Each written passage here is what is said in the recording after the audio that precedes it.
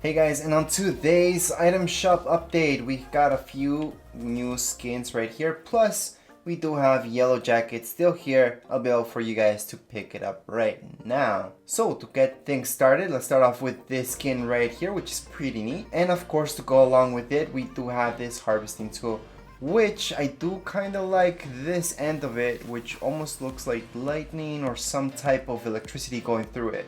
Then we got a personal favorite of mine right here. And when it comes to the harvesting tool, I'm not a fan of it, but it looks pretty funny though. Next up, we have an all-time favorite for a lot of people. And of course, the harvesting tool that goes along with it is perfect to go along with that skin. And then we got some pretty sweaty skins, such as this one right here. And we also have this one right here, which I wouldn't say is a sweaty skin, but it's also pretty okay-ish skin.